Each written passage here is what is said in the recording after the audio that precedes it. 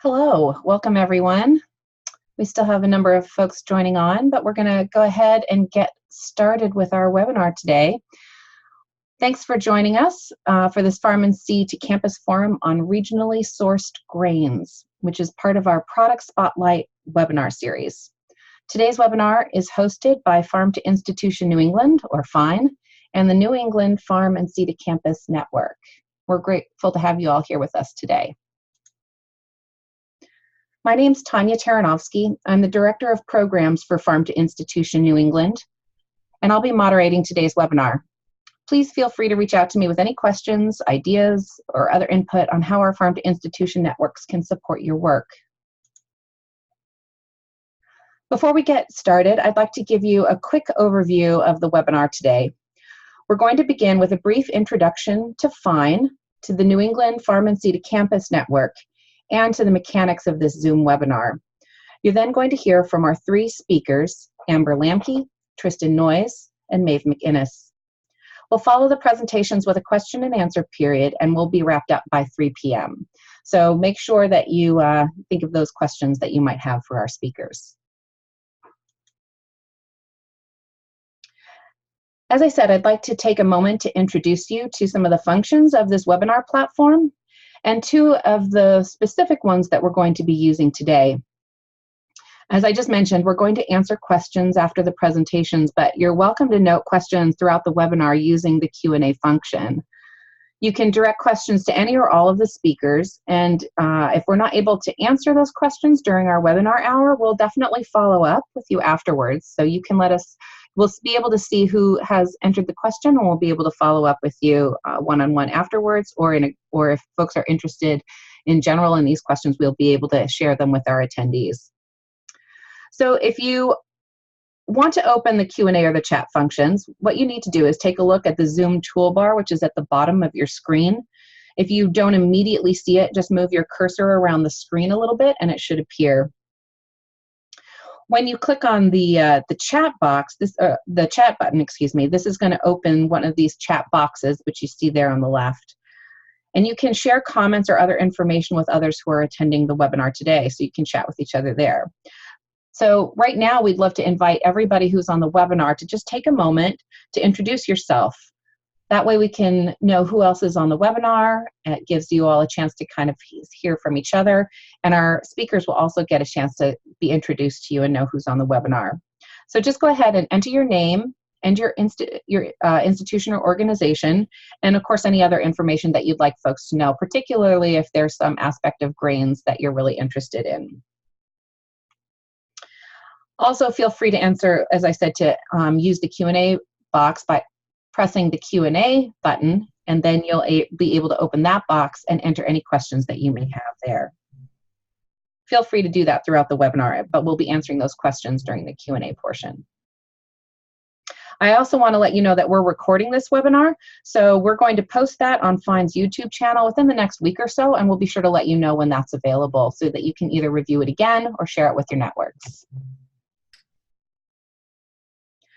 So with the mechanics out of the way, what I'd like to do is just take a moment to introduce you to FINE. Farm to Institution New England is the backbone organization for a 6-state network of nonprofit, public, and private entities who are all working to mobilize the power of regional institutions to transform our food system. We're all working together to increase the amount of good local food that's served in our region's schools, hospitals, colleges, and other institutions. We run a number of programs in addition to serving as a network, and we're always available to answer questions or to provide information that folks need. So for more information about FINE, you can visit our website or contact one of us. Let us know what questions you have.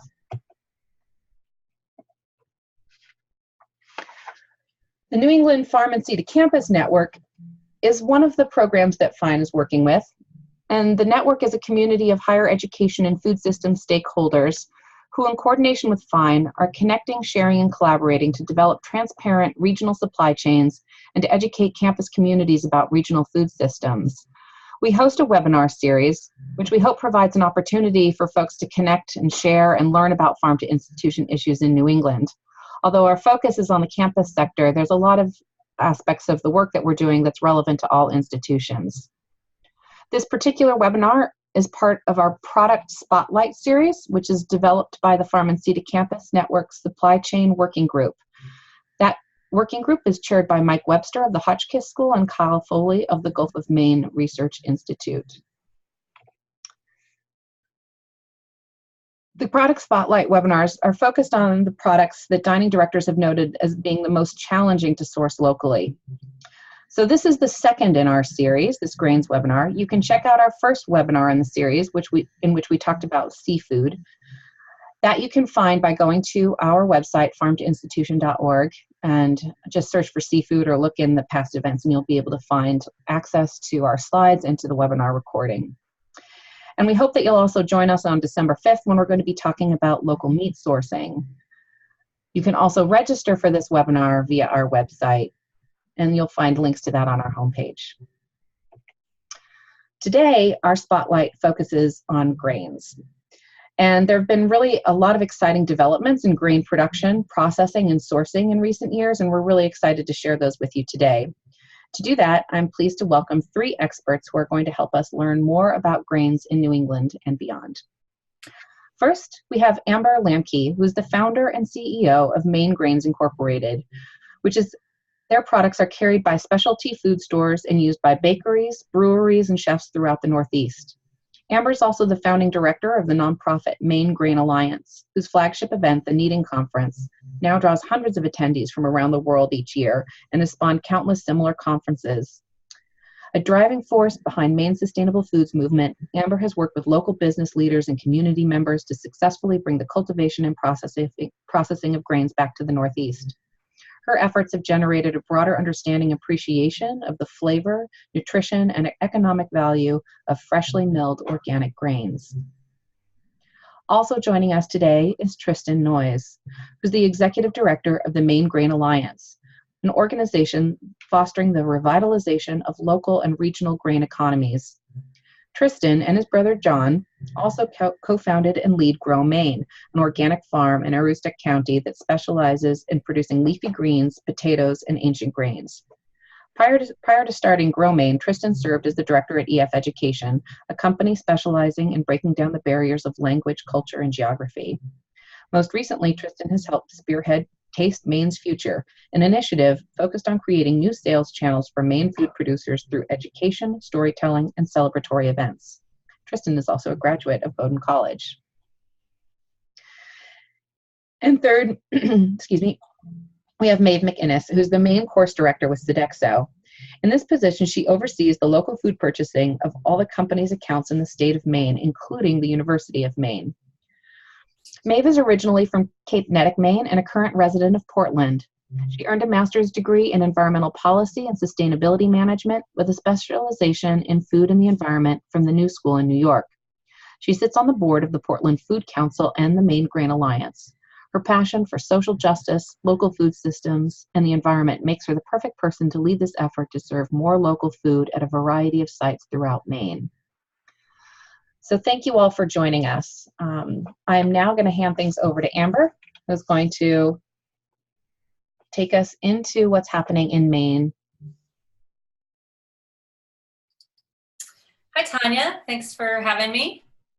And it's a pleasure to be talking about grains today to institutions and people representing institutions all over. And so I guess I wanted to start by just telling you about our story. We are now running a grist mill in the center of the state of Maine called Maine Grains. And we founded the mill in 2012. We're serving bakers, brewers, and chefs throughout the Northeast with freshly milled, locally sourced grains. And when we can't get grains sourced right from Maine, we're trying to find them from as nearby as possible, encouraging the revitalization of a small grain economy here. And I wanted to share that at the time that I became interested in grains, the state of Maine was working with small farmers to grow grains again on farms, not for food, but because grains were an important part of the dairy industry. So organic dairy farms here in Maine that were required by organic standards to have organic straw in their barns were having a hard time finding that organic straw at an affordable price from a close by resource. And so the University of Maine was starting to work with these dairy farmers to grow grains so that straw was available as a resource to dairy farms, in addition to the feed grade value of those grains. So we had some emerging interest and pioneers in figuring out grain growing, including Henry Perkins that you see here in this photo. He was one of those folks trying and having successes and failures as we worked to bring grain production back to Maine. So it was really the food grade value of grains really came into focus for us as we started bringing together these farmers, bakers, brewers, researchers, oven builders to talk about what it would look like if we focused on food grade production here in Maine. And what was born was an event that we call the Kneading Conference, K-N-E-A-D, Kneading Conference. And Tristan will tell you a little bit more about that. But the Kneading Conference started these conversations between folks that are now cooperating here in Maine to make food grade grains possible. We set up our mill in an old historic jail building that you also see in this picture, now adorned with grain bins. And we repurposed this building because it's right in our downtown and highly visible. And it gives us the vertical height that's helpful in milling to send grains to the very top floor and gravity feed through machines on the way down. I encourage you all, if you want to come visit or tour the mill, to check out tour dates on our website. We do welcome visitors to come see what this all looks like. But today I'm going to advance and just tell you a little bit more about what we bring to the small grain economy here in the Northeast. We focused on setting up a mill that would be prepared to clean and process grains, and I listed some of them here. Now that we're 7 years in business, we're processing wheat, we're processing oats into rolled oats, cracked oats, a lot like a steel cut oat. We make oat groats, which is basically the kernel before you flatten it into a rolled oat, and those can be cooked like rice. We process rye and spelt. The spelt is milled into flour and made into farro. We mill corn for cornmeal, polenta. Buckwheat grows well in Maine and is an important crop agronomically, and it's a rich part of our French-Canadian heritage to use buckwheat in pancakes, or as the French-Canadians call them, ploys, like a crepe.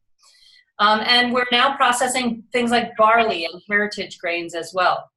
So the mill is equipped to clean grains. We have different ways of doing that with screen cleaners, gravity tables, disc mills. We have machines that will dehull grains because some grains have a husky coating on them that has to be cracked off and removed in order to get to the edible part on the inside. We also have machines like this stone mill in the upper left corner that comes from Austria, and it mills freshly milled, stone milled flour, much the way we've traditionally made flour in times before us. And just note that this is a distinctly different way of making flour than modern day roller mills for making white flour. So stone mills grind the kernel and all of its bran and germ into the flour to give you a nice nutritious and flavorful flour. We are able to do some sifting if we need to remove some bran to lighten the texture for more all-purpose baking. But this is different technology than roller mills, which shear the kernel to remove the white endosperm. Just wanted to make that point. And we move grain through our facility with pneumatics, much like grain vacuums that can send that grain to the top floor and gravity feed through our machinery. And we, as I mentioned, we have purling machines now as well to be able to make things like pearled barley and pearled farro. The purling process is essentially machinery that will abrade or scour the bran coat to allow the uptake of water and helps tenderize the grain in the cooking process. So why care about grains? Grains, I touched upon as I opened, are an important part of farm ecosystems, and I just wanted to elaborate on that a little bit. So not only do grains produce things like straw and animal feed and delicious bread and beer, but grains are one of the natural ways that we know for managing weeds in the crop cycle. So you've heard of farmers that will plant cover crops of rye and oats. Those grasses, if you will, end up shading out weeds that would otherwise grow. So I'm just going to go back to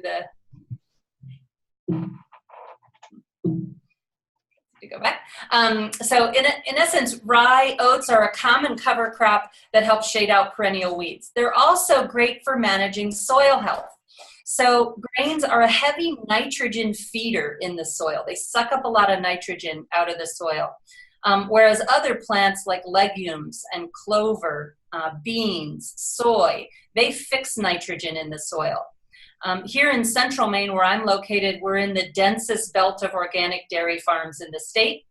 And what that means is that manure is a management problem for organic dairies here. So when you can circulate that animal manure in a livestock operation back into the soil, you could actually feed healthier grain and grass crops. So I often tell people that regardless of whether it's more cost effective to grow grains in massive scale out in the plains of the United States, it's actually smart to maintain these grain systems at the regional level for all kinds of other reasons and for soil health. Okay, we've moved on. Here's the next slide here is just where does my institution begin with grains?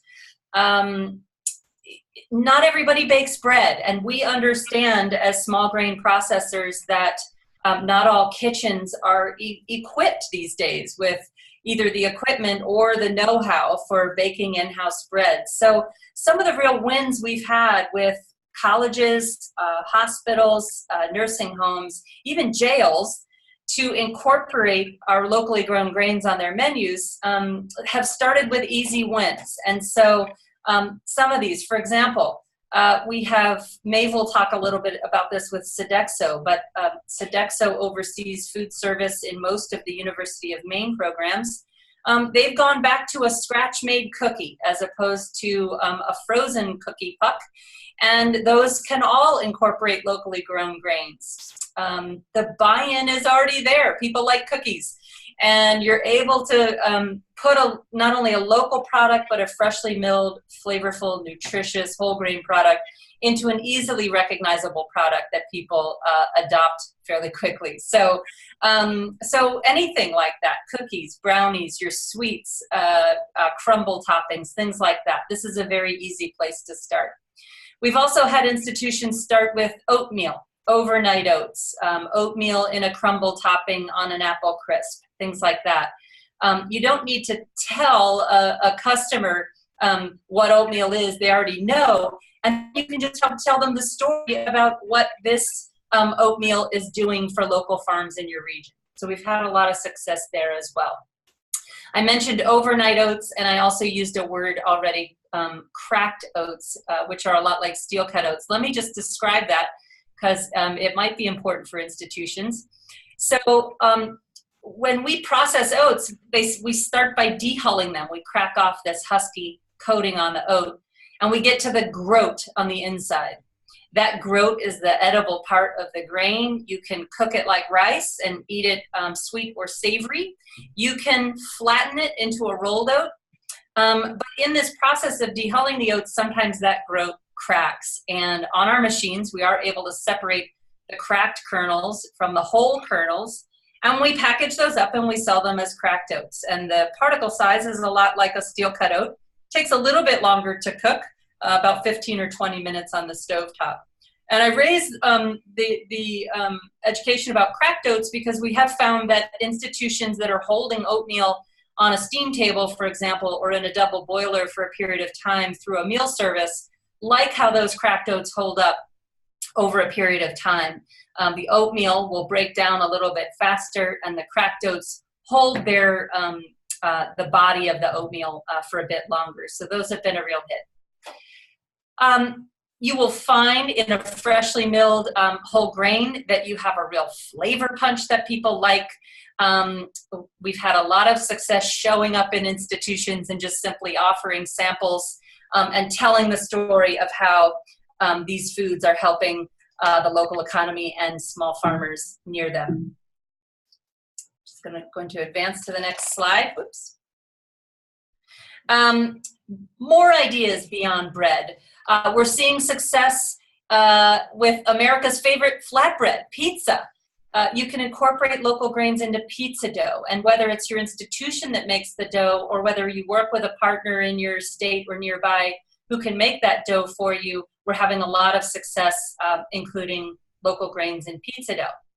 Polenta, which is a corn product.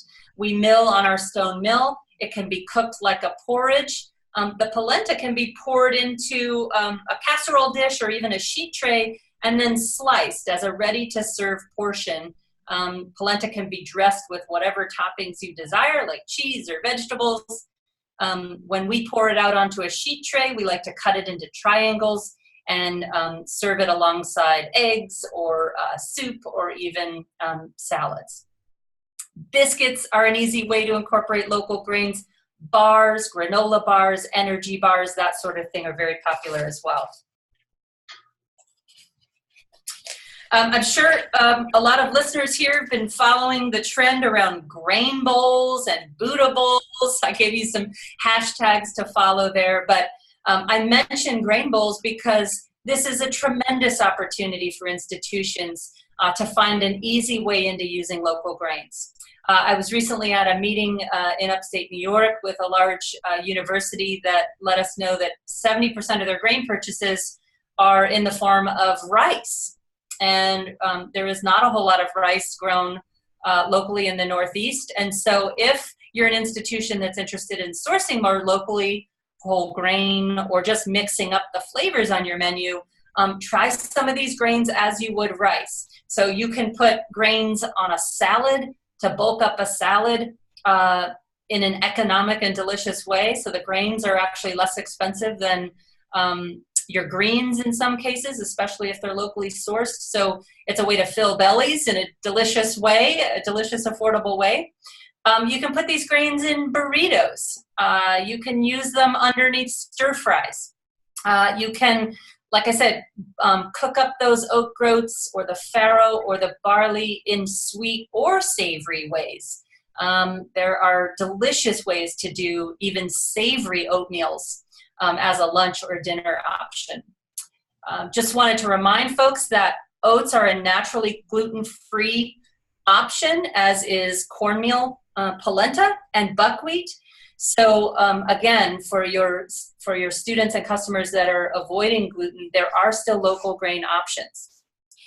These are plant-based foods, and we're hearing more and more in the marketplace now about a desire to eat more plant-based foods, and grains fit really nicely into a healthy eating profile.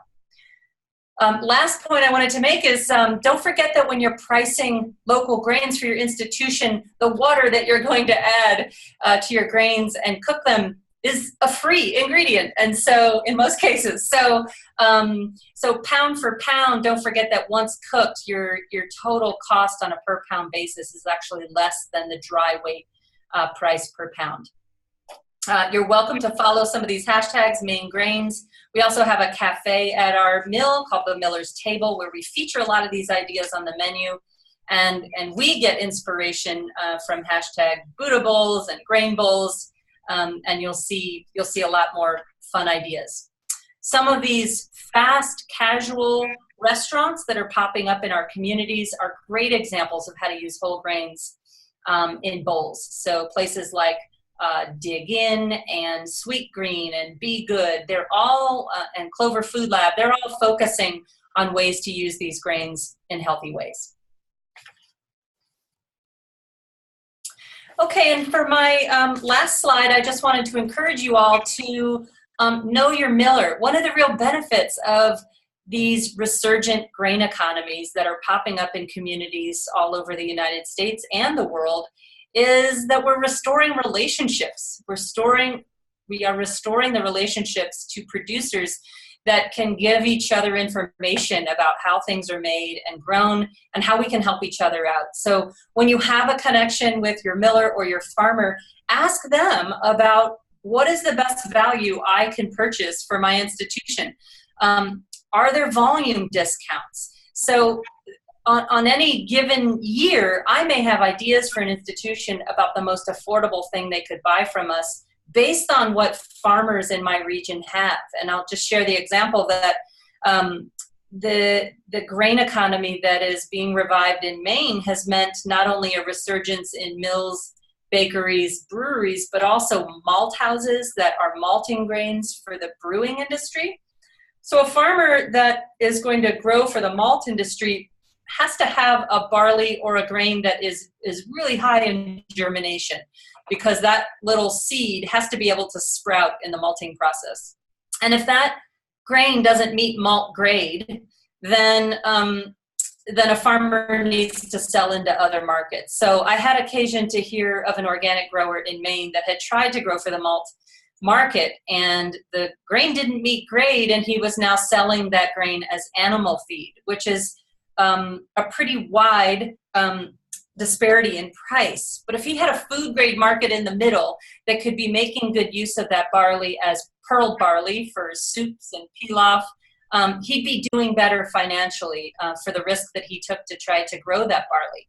So again, if you're able to ask those questions of your miller, we may know of those kinds of resources that make for an economical bulk purchase. Be sure to ask how your purchases help farmers. So farmers in organic systems can't grow grains year after year after year on the same land. They need to rotate to make sure that they're balancing the soil health and alternating with those legumes and clovers that balance healthy soils. So sometimes a helpful purchase is to purchase the rotation crop, whatever that is. So I may have a farmer that grows wheat one year, and then they grow yellow peas the next year because the yellow peas restore nitrogen. Well, yellow peas can be cooked a lot like a chickpea. They can be milled into flour and used as a vegan sandwich spread or mayonnaise substitute. You're increasingly seeing yellow pea flour used in a lot of the meat substitutes, or even as a binder to hold vegetables together in veggie burgers.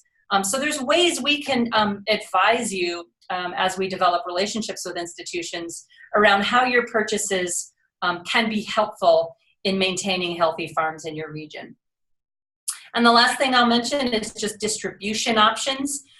There are lots of distributors out there that help get foods to institutions, and many of our mills work with those distributors. It's an opportunity to bring product right to your doorstep if you need it delivered. We also ship in full pallets, and so there's trucking companies that work with us to do that. Sometimes your institutional purchases open up new doors for small mills like ours, where it is the pull-through purchase that makes it worthwhile for a distributor to begin carrying our product, which then helps everyone else in your region be able to access the product as well. So this is these are emergent regional grain economies popping up everywhere that benefit from the size and scale of institutional purchases. Keep in mind that every ton of grain that you buy is about 1 acre's worth of grain. Okay, so if you frame that, you can get a sense of how many acres you're helping keep in productive farming. So with that, I'm going to close and pass off to my colleague Tristan to talk about the Maine Grain Alliance. Thank you, Amber. I'm just going to switch over here.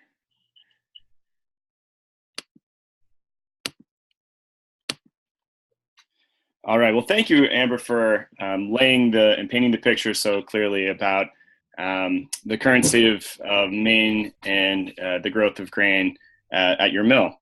My name is Tristan Noyes, and I'm the executive director of the Maine Grain Alliance. I'm here to share with you the incredible successes of a dedicated community of Grainiacs who are really helping to transform this regional grain economy that we keep referring to. See if I can advance this. There we go. Go back one.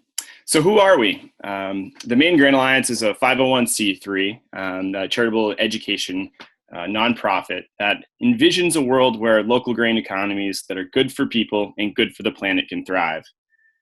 Our mission is to inspire and empower people who are building local grain economies, and we create connections and share grain traditions and innovations from earth to table.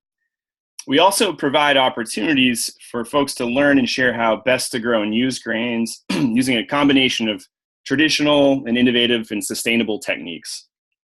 In fact, that's how I personally came to know of the Maine Grain Alliance, as I own a farm that was looking to expand its grain growing operations in the northernmost part of, of Maine in Aroostook County. The Maine Grain Alliance served as a resource for my brother and I as we were just getting underway, helping to understand this world. And we benefited from its focus on the organization helping to establish food independence, good health, and purposeful jobs within economically viable communities, all things that we felt very passionate about as a business. So Maine has a storied grain history. But outside of a few pioneering farmers and bakers, much of our shared grain culture, especially as it relates to food-grade grains, has eroded over the span of the 20th century. That all changed around a kitchen table in 2007, when a group of passionate community volunteers gathered together in Skowhegan, Maine, and dreamed of an event that could help really celebrate real bread. The result was a small gathering that was held in a church parking lot in Skowhegan named the Kneading Conference that Amber referred to earlier. Now, the Kneading Conference is nationally recognized as one of the premier baking conferences in the country and brings together grain professionals and bread buffs from all over the country and all across the world. Farmers, professional and home bakers, brewers, chefs, cooks, grain researchers, maltsters, food entrepreneurs, and wood-fired oven enthusiasts gather each year to educate one another about the art and science of growing and milling grains, baking artisan breads, and increasingly brewing delicious beer. Now in its 14th year, the conference features 2 full days of intensive workshops on grain topics and hands-on baking experiences, where participants rub elbows with some of the world's most acclaimed bakers and brewers in a relaxed setting. Some folks refer to it even as bread camp. Interestingly, we this year had more than 40 different workshops, and those have tended to expand given the diversity of our community. Each year, new members come forward and say, we really want to learn about this subject that may have been something that had not been offered previously. And increasingly, buyers from large institutions have joined us at the Kneading Conference to explore the possibilities of increasing their own local grain purchasing. The need for the conference arose, and you heard a little bit about this, and you saw it in real life as Amber spoke about her business, Maine Grains, but the need for the conference arose out of a concern that knowledge important to generating sustainable soils and thriving economies based on small and local food production was increasingly in danger of being lost. So the goal of the Kneading Conference is really to just encourage more village bakers to open their doors, more local farms to cultivate grains for local bakeries, and more producers to master the skills of the wood-fired oven, which is helping to create a superior loaf of bread. And important to this discussion are the ways that we open up new avenues and increase the ones that are already in existence around the purchasing of local grains by institutions.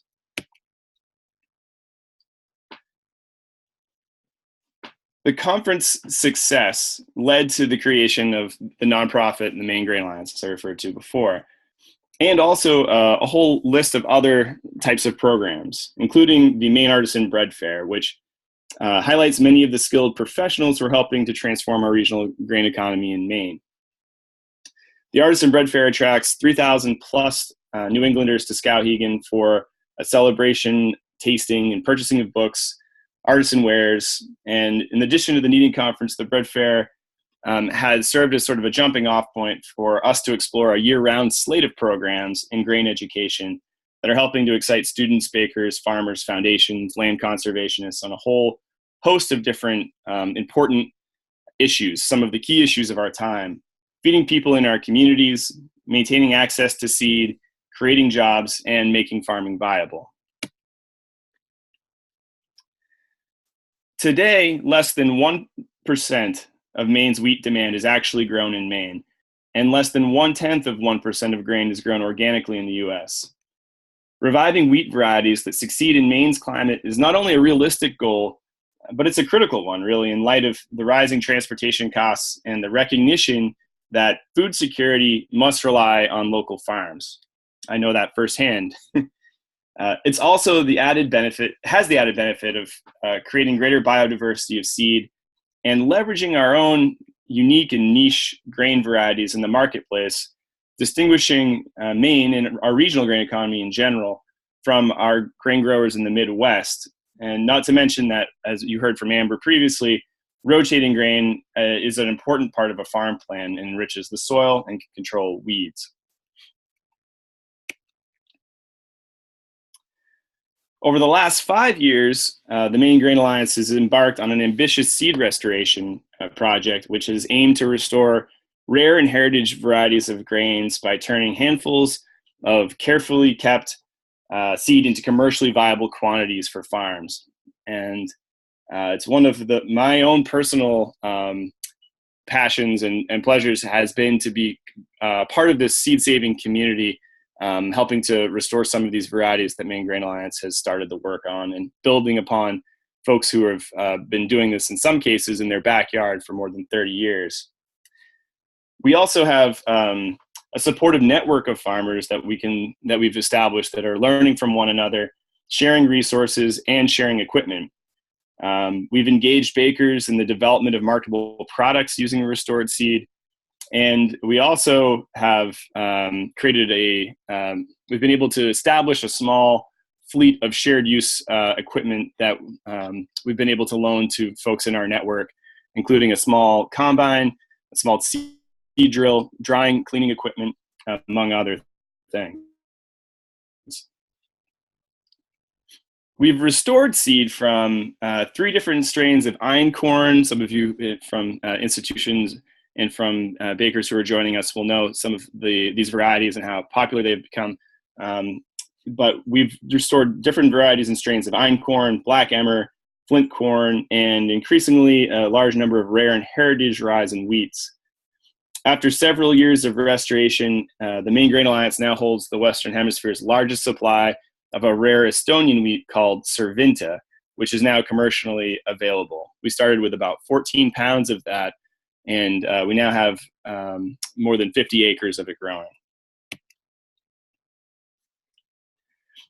We're also always looking for ways that we can engage our community in a variety of innovative ways. And one thing that we established this year for the first time was our Worldwide Community Bake Day. And really it was created to inspire and empower people to come together and share baking traditions around the world. So we believe that these community connections can foster creative economies, entrepreneurial growth, and revitalization of town centers and recognition by consumers about why local grain communities matter. We had just completed our first year of this Worldwide Community Bake Day on October 16th, and it was a great success. We had events take all different types of forms, big and small, home bakers to large institutions. In fact, Maeve, who you'll hear from next, Sodexo and their University of Maine campuses celebrated the day with a local cookie that was made from grains that were grown in the state, and was celebrating October 16th. To support that, we created a dedicated website filled with interactive world maps, event listings, recipes, resources. And we found that institutions were really interested in taking part in that day because it served as a way to highlight local grain usage in a delicious way and by also eating just local grains, why it matters in an institution. And to check out some of those pictures from that day, which are really, it's a lot of fun. You go on Instagram and put in hashtag Community Bake Day, you can check out some of those. We're also really proud to offer technical assistance grants. We're right in the middle of a cycle of putting out an RFP for the latest round. Our technical assistant grants are awards of $250 to $1,000 to fund need-based technical assistance and equipment to help grain-based businesses in Maine secure new opportunities. And this can really take all different types of forms. This might be that a person wants to take a class to become increase their business acumen. It may be that they have a really important needed piece of equipment. But we have found that by sort of allowing for a space for these small grants, that they can serve as a seed for better things to come from that business down the road. We've had a number of folks support us in this endeavor, including Allagash Brewing Company and locally, that's Skowhegan Savings Bank. Also, big news in our world over the course of the last 2 weeks is that we have embarked on an ambitious project to enhance the post-harvest grain handling powers of our farms in Maine. And we did this by partnering with the Slow Money Maine Network and some of Maine's best seed savers and technical agronomic specialists to apply for a Maine Technology Institute grant, which we were just awarded of $97,000, which will help us keep more of the grain chain here in Maine and on farms, enhancing on-farm cleaning, drying, sorting, and storage of grains. And so the $97,000 that we've raised will also be matched from our partners. So this is going to be a pretty big project that we've long identified. This post-harvest grain handling as one of these sort of bottlenecks in getting larger quantities to market. And this is going to allow for, I think, a unique and interesting opportunity to avail itself of even more for institutional buyers as we head toward the future. And with that, I'd love to turn it over to Maeve to talk a little bit about an institution and a series of institutions with Sodexo that is really building upon both the work that Amber and the Maine Grain Alliance have been doing. Maeve? Thanks, Tristan. Thank you all for being here. It's really exciting to be talking about Maine grains, the economy here. So I am the Maine Course Director for Sodexo. Just briefly, the Maine Course is a statewide local food purchasing initiative that all of our accounts in the state are part of. And so my job is to look at how do we increase the local food, and by local we define it as Maine made, anything grown, harvested, or produced within the state. And so, you know, I'm continuously looking at how do we make that year-over-year increase. So why did we look at sourcing more Maine grains? Obviously, it helps us to increase that local food spend while having a continuous positive impact in the state. Supporting, you know, the grain growers here in Maine is really important. And we also see, as I think Amber had mentioned earlier, we also as a company see a shift towards more plant-forward recipes. For example, all of our accounts this summer in Maine participated in the Humane Society of America's plant-forward training that was organized here in Maine by our dietitian. So we see this connection between, you know, the local health and wellness and local grain and other opportunities for, you know, increasing grains as well as produce, etc. So we see more and more emphasis on utilizing grains as the center of the plate in our operations.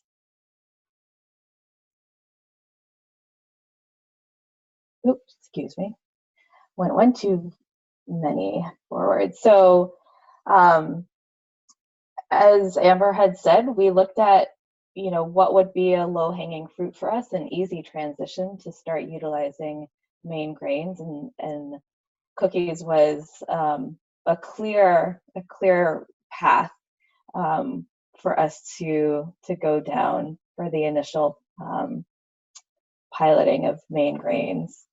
And so, when we started out on this path, first of all, our chefs had to play around with recipes, needing to understand the difference of using the whole wheat flour that is available here from Maine farms and Maine grains versus the white flour that, we had been, or that a lot of our recipes have asked for. So there was a bit of time where our chefs needed to play around with that and to understand the different proportions of what they were able to use and still have a cookie that people were really accepting of. And so then before even really making that switch, we also had to engage with the customers. We had to tell them what we were doing, and we had events to do that where we had Amber and some of her team come and be part of this engagement strategy where we talk to the students and faculty and offer them samples of the cookies so that they could see what that difference meant, and also hear, why we're making this change, the larger impact that it has in the community. Another piece that was important that we realized making the switch, there was a small but good decrease in the cost difference, going from the frozen puck that we used to buy to doing scratch-baked cookies. So it was small, but it was a decrease, so that is always a good thing to see. And obviously, looking at our data, we saw an increase in our total grain spend, as you would imagine. So then we started the scratch baked cookies in the spring of 2019, and then we've continued to look at what other products are we able to utilize. So we are piloting new Maine grains in our recipes, looking at some of the grains that Amber had talked about earlier, and playing around again with some of our recipes. And so here on the screen are a few samples of the original recipes that we have in our system, and then the grains that we substituted in those recipes so that we could utilize more of the Maine grown grains. So using yellow peas in hummus, and using farro in vegetable enchiladas instead of the rice that would be in there. Using a local barley versus a non-local barley. Using yellow peas as instead of chickpeas, again, as Amber had mentioned earlier. So similar to the switch to scratch-baked cookies, we are doing some piloting of this. We're engaging with the customers and understanding their interests, and kind of telling them that larger story. We have, oops, went too fast. So some of the things that we've looked at is, are these grains cost effective? Are they easy to access? Cooking prep, is that any different than usual? How do we menu some of these grains and customers' reception of those grains? For cost effective, for the most part, for some grains, we do find that they're less expensive, which is great. And but at the end of the day, for us, it's more about the increase of local food that we're purchasing. So we're not just looking at whether or not it's less expensive or equally as expensive, but it is something that it's always interesting to know. For obviously, in order to menu these products, we needed to make sure that we had easy access for our accounts. So as Amber mentioned, making sure that these products are available to us through the distribution system that we work with. And that is where having that relationship has really helped solidify our ability to purchase these grains and utilize them more. The cooking prep for most of these products are similar to the products that we're substituting, so there weren't a lot of changes there. Menuing, again, there's playing around with it, but for the most part, it has really been an easy transition. And then the customer reception, this is something that we just started piloting this semester. We have had good reception so far, and I'm hoping to get some more feedback at the end of the semester. But as I said, when we engage with customers and tell them the larger story, there's always a positive reception when making this kind of transition. So with that, I think I will turn it over to Tanya so that we can have some Q&A.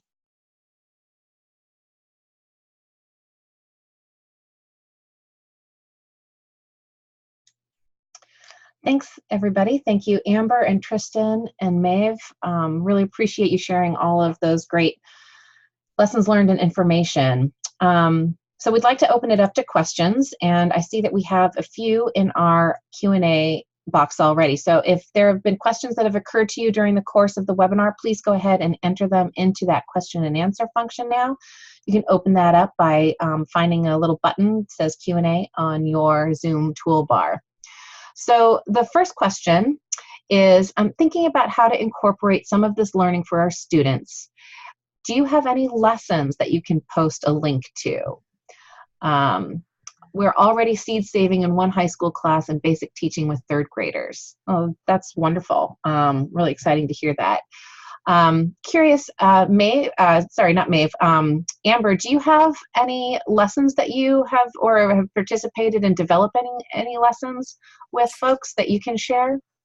That's a great question. There's two ways I'll answer that. The first is that the Maine Grain Alliance, a nonprofit, does have a year-round educational mission, and so some of that education has occurred in elementary schools in addition to with home bakers and professional bakers. So feel free to follow the newsletter and the work of the Maine Grain Alliance for some of those educational opportunities. The other thing I will share is that it is a goal of ours here at Maine Grains to offer more educational pieces in the form of videos and webinars, and that's actively underway. So please stay tuned on our website and our newsletter as well. Tristan, do you want to add anything to that? Yeah, no, I think it's a great point, and commend you for incorporating some of these lessons, and especially seed saving, into your work in the classroom. We are increasingly interested in trying to open up and expand opportunities for elementary age students as well. We already have a number of high school students who attend the Kneading Conference and some of our other grain programs throughout the course of the year. And in fact, we have some scholarship funds available to us to allow for that to happen. At the elementary school level, though, I think there's a lot of interest. We've worked with a few school garden related entities here in the state, and are hoping to, as we look to 2020, offer more around that.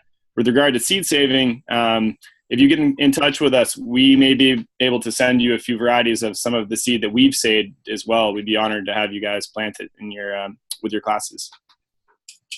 Thank you. I'll also mention that as part of our Product Spotlight webinar series, FINE is collating resources to help with institutional procurement of some of the sources or the products that we're focused on. And I think that potentially we can look at adding in some of the information about relevant lessons as well. So I think that's a great point, and it's something that we'll consider. Thanks for asking that question. Maeve, one person has asked if you would mind sharing your contact info. So if you get a chance, would you mind just typing your contact info, if you're willing to share that with folks, into the chat bar? Absolutely.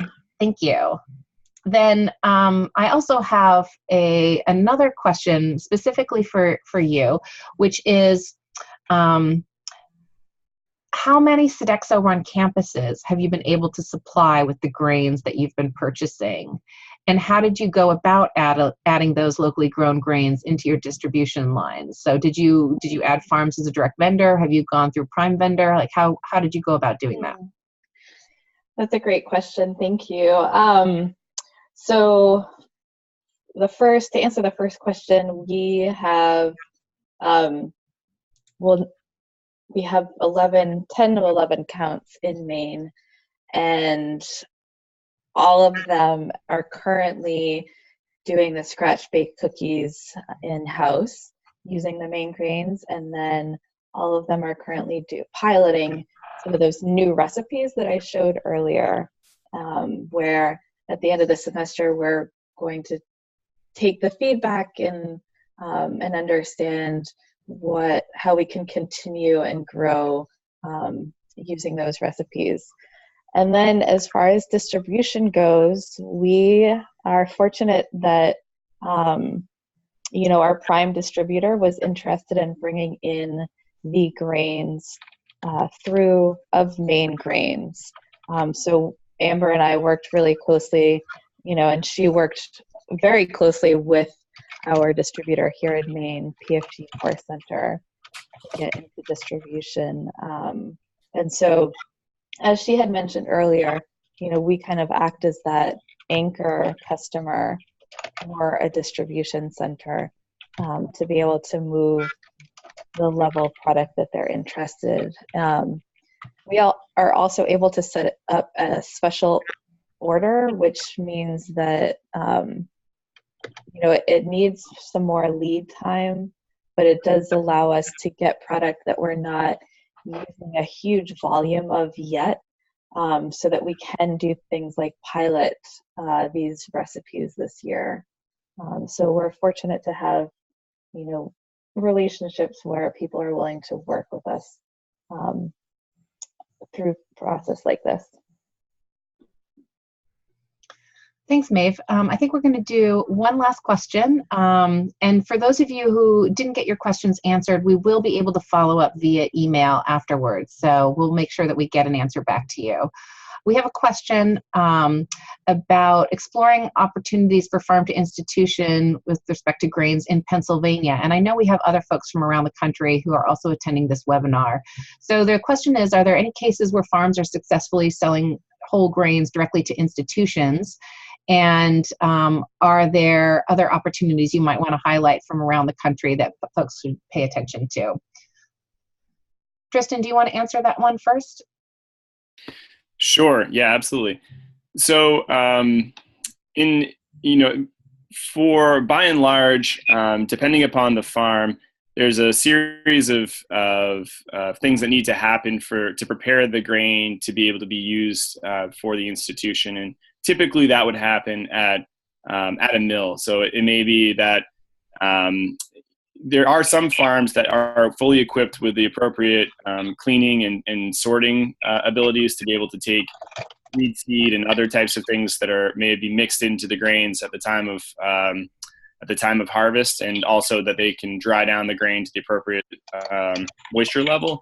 But by and large, there usually needs to be a processor there that can help to do that. There are farms that are certainly selling to some bakeries, and there are some bakeries even inside of Maine that have small scale mills that can do some to order milling on their site. But if you're looking for anything that needs to be milled, that is sort of needs to have some piece of it done in a central facility, I'd also say there are lots of organizations around the country that are, we are really proud to have inspired a number of those institutions and organizations that are making this happen. Most recently, the Colorado Grain Chain is being established, and in a similar likeness to some of our early work with the Maine Grain Alliance. We've worked collaboratively with folks in Quebec, and A Taste for Grain was established up in Montreal. And the network that exists in North Carolina is another good example of sort of a state and sort of symbiotic relationships that we have, where we're passing along information back and forth between different states and learning from one another well. I don't know if you have anything to add to that, Amber. Nope, that's great. And I think we're going to have to end there because we're basically at the end of our hour. So as we wrap up, I just want to say thank you again to our speakers. We so appreciate you sharing this information. And as I said, we'll try to follow up with a few outstanding questions. I also want to highlight a couple of upcoming events that FINE is helping organize. The next webinar in our series is going to focus on local meat sourcing, and that will be on December 5th, and will feature a great lineup of speakers as well. Really excited about that. And then we have a conference that we're helping organize with Stonehill College in Easton, Massachusetts. It's going to be our second campus farmer summit. So those of you at institutions or who are involved in community or institutional gardening and growing, we'd love to welcome you there. That's going to be on February 22nd. And last but not least, we really would appreciate any feedback that you could offer us. First of all, we have a webinar survey. The link is here, but it'll also be something that you are sent right after you exit the webinar or via email afterwards. So if you could just take a couple minutes, there's only a handful of questions. It really won't take you more than a minute or two to offer any feedback. And that will really help us think about what information we can help share that's going to be useful to our network, and what tools we can share that would be useful, and also help make sure that we're setting things up to be a really good learning experience for everyone who participates. So thank you in advance for making that effort. And of course, I'm always happy to talk to folks about our farm to institution efforts. If you have ideas that you'd like to share, if there are other things that we can offer, please let us know. And you can email me at tanya@farmtoinstitution.org or farmtoinst.org, either way. Thank you so much, and we look forward to seeing you soon.